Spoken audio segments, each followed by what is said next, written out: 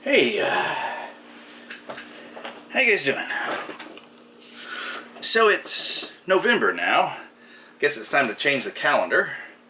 We can go from the Darth Vader Lives with the sort of Hildebrandt inspired Vader face there, over to November, which is, I guess, that looks like an iron-on patch or something. And again, another Hildebrandt inspired Vader.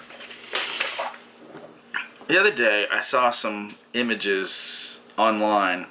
I'd kind of forgotten about these. But they were these posters where you drew on them with a marker. You colored them yourself. And I found one or two or three of the ones that I remember having as a kid. I hadn't thought about these images in decades. What I didn't find was, I swear there was one where Vader's face was dimensional because you had to glue together this like papercraft mask slash helmet. If anybody has one of those out there or has a photo of one, I don't need to see, I don't need to get the real one. I just want to see a photo of one to convince myself I'm not crazy and didn't imagine that. So, all right, here we are, November. I have some video that I shot of me opening the replacement foam for the Dagobah playset, and some foam that I got from Rob Shapiro, more foam for the classic Kenner Death Star, and also his movie accurate foam. For some reason that Dagobah took several days to fully restore to its full thickness and everything, possibly because I had left it shrink wrapped longer than I'd left my first Death Star foam. Possibly some other factor, I'm not sure why. But if you get the Dagobah foam, it may take a little while. So I'm going to let you see a montage of several days worth of my progress of letting those expand.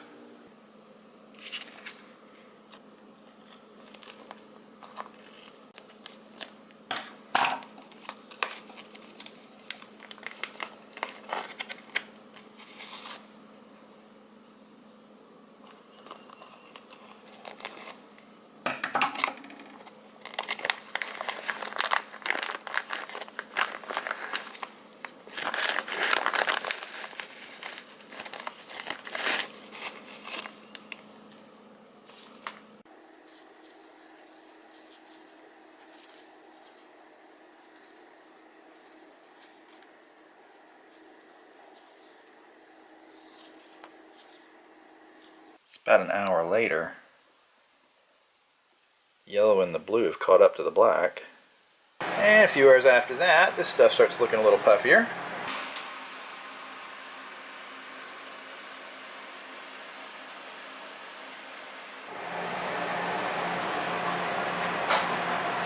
Movie accurate Death Star foam is fully fluffed. Of course, the Kenner style Death Star foam, man, it fluffed almost as soon as it got taken out of the bag. The one that's taking the longest is the one that's actually been sealed the longest, which is the Dagobah. It's not quite fully back out yet, but it's working on it.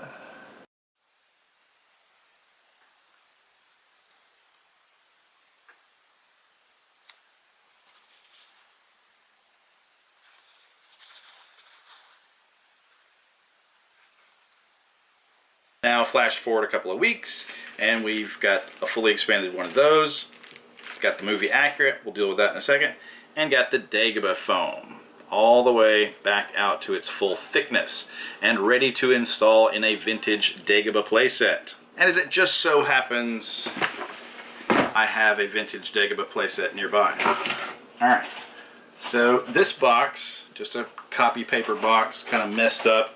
This is just one of those things that I grabbed and threw stuff in the last time that we had to move. And it says Vint Dagobah. Did you ever think it was funny in The Empire Strikes Back when Luke is told by the spirit of Ben Kenobi, you must go to the Dagobah system. You will go to the Dagobah system. And he immediately answers, Dagobah system? Dagobah system. Doesn't make any sense to me. Because if you heard it spoken and didn't see it written, you would just mimic whatever pronunciation you had just heard. So, ooh. Yeah. That is some rotted foam down at the bottom of the box. So, what happens there is Mark Hamill is shot first in Norway, and he pronounces it Dagobah system. And towards the very end of production, Alec Guinness is shot against blue screen or whatever, and he's like, "You must go to the Dagobah system." You will go to the Dagobah system. And nobody conferred about pronunciation. And early on, there was a lot of this stuff happening. Pronunciations and spellings would vary from source to source. All right, so here is the vintage Dagobah playset. As you can see, many years ago, I made an attempt to put a piece of plastic over that foam to help keep it firm. But still in all, it has begun to rot out from under itself there. Here's a little chunk that should go right there. So this is the replacement foam to be putting in there, and I guess it goes this way, judging from where those 5 attachment points are. So that will be a repair project for the future to actually put this in. Now, the last time that I did anything with my Dagobah playset was when I shot a lip sync to the Weird Al Yoda song.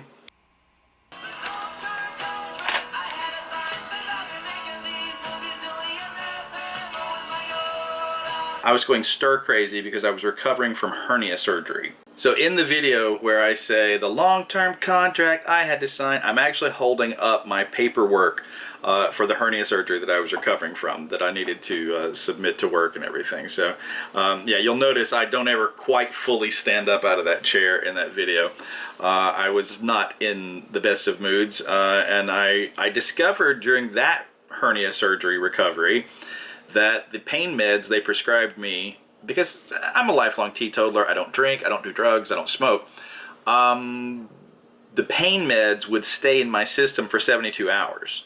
So here I would be trying to, you know, get a little more active, and on the second day I'm like, wow, I must be getting better. On the third day I'd totally overdo it, and on the fourth day I would crash and go, oh, I'm in agony, and I'd take another pill, and it was a cycle that kept repeating itself.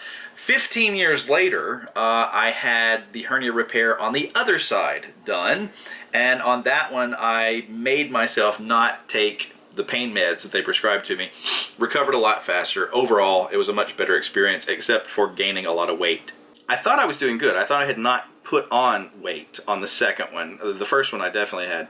And I got back to work and I'm like, hey, my uniform pants still fit. I must have done good on this hernia recovery. And like a week after I returned to work, I was putting on my work pants and the button just popped off and flew across the room. So yeah, I've been battling my weight ever since that. Now this X-Wing fighter with something down inside of it, it looks like screws and parts and stuff. So this one must not be assembled at the moment. It's not.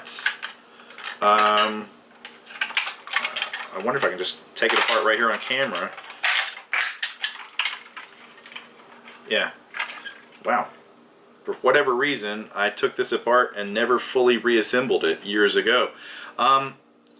This one's in the box with Dagobah stuff, which is interesting to me because recently I was going through boxes and found an entire box of nothing but X-Wings, like 5 X-Wings in various states, and I don't remember ever having that many.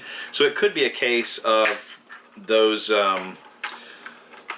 lots, the collection that my friend Wes gave me, and then the one that I think I bought off eBay. But those could have had some X-Wings in them that I put with the other stuff. This could have been one of the X-Wings with it. Now this one clearly is the battle damaged X-Wing fighter from the Empire Strikes Back collection. I didn't put these stickers on it. I did as a kid, and then I decided I didn't like the battle damage, so I peeled them back off and ruined the stickers underneath. And I wrote to Kenner and I said, hey, can I have some more stickers? And they said, sure. So I put mint yellow and red stickers on my battle damaged X-Wing fighter, and never put the replacement set of decals of the battle damage on there. So this very likely is one from somebody else's collection that became a part of my collection, because it's got those applied on top. Actually, what I did was, one time I had a white X-Wing that did not have stickers on it. And so to do a special effect in Whoever Dies with Most Toys Wins, I did a shot where it was the regular X-Wing, and then there was a burst of like red light, and then I tried to do an invisible cut. It's not quite lined up perfectly, but then put a white X-Wing with battle damage stickers applied to it in its place. Alright, there is my X-Wing, and it doesn't have the blue button in. The blue button's in here, so popping the wings out is not going to work, possibly. Now, I have a project that I need 2 X-Wings for, because I want to customize the tandem X-Wing that was in that same Steve Sansweet article years ago with the Mongo Beefhead Tribesmen and other customs that I've done, recreating Kenner products that never became. But these kit bash things that they put together for a presentation.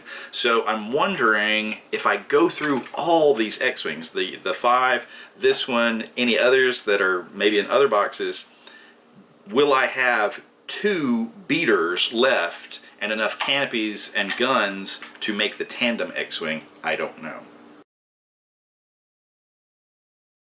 Now, in case you're wondering what this is another Kenner playset. This was the Swamp Thing playset, trademark and copyright 1991 DC Comics Kenner, made in Mexico. And it has some foam to it that I entertained the thought, because of the similar construction there. Let me move this thing out of the way. The similar way that it's constructed, maybe could I take out that foam circle and put it in this Dagobah playset and replace, but I never attempted that. So, but that was one thought, and for that to be 91, I mean, this is only 11 years younger than that foam, so you can kind of see, yeah, it's starting to split and separate there, but it has not yet begun to really deteriorate. So I think that foam was a little sturdier than this foam on the Dagobah, and something in all this is making my nose itch incredibly. So let's put a couple of these things out of shot, and we'll get back to replacing the Dagobah foam at another time. Oh, and this was just a bag full of lizards and snakes and things. I think that piece actually came off of this Venus flytrap, actually came off of the Swamp Thing playset. And then there are my Luke Dagobah training backpacks. Oh, hey, there's also the R2-D2 piece in here. Get to that. This was the piece that you swapped out one of the crates, you put this here instead, and then you put R2 over it, and you could make R2 be levitated as well. So that's good to have, because I found the crates in a different box, and they need to be put back with this. But yeah, lizards and bugs and snakes and things from all kinds of different play sets that I thought could populate Dagobah. Here is a Yoda Eraser from the 80s. He's still in pretty good shape. And then one Jedi training backpack, 2 Jedi training backpacks, along with a Yoda with his orange snake that I did not remember I had that many. And then here's a piece of string, not sure what that goes to, probably to the Swamp Thing playset, but it's got all these lizards and a little praying mantis caught in it, so I'll have to unravel those. And then these flowers possibly came from Swamp Thing, but I don't recall. But these pieces and the string, pretty sure, were part of the Swamp Thing playset that I bought just to fix Dagobah with.